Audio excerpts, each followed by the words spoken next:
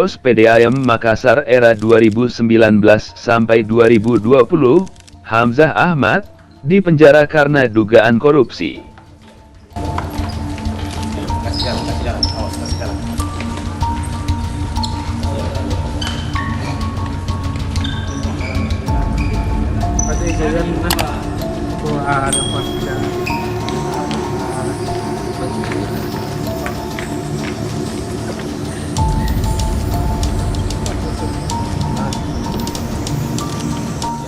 Bersama Tiro Paranaon sebagai Direktur Keuangan kala itu,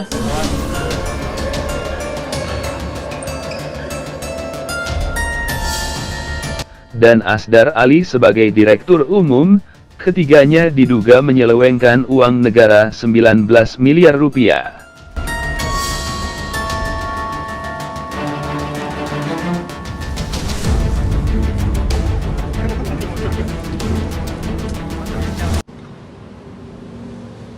Teman-teman, ketiga tersangka sebagaimana juga telah diliput tadi ditetapkan sebagai tersangka berdasarkan surat keputusan Kepala Kejaksaan Tinggi Sulawesi Selatan masing-masing dengan nomor 146, 147, 148 garing P.4 garing FD.1 garing 06 2023 tanggal 13 Juni 2023.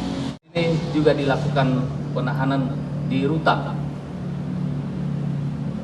kelas 1A Makassar. Penggunaan laba tahun 2017 sampai 2019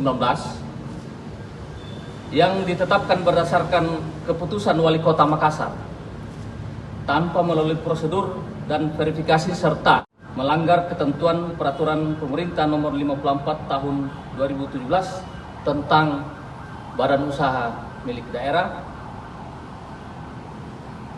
Para tersangka menggunakan laba tahun buku 2018-2019 sebesar 19.994.992.107,60 rupiah.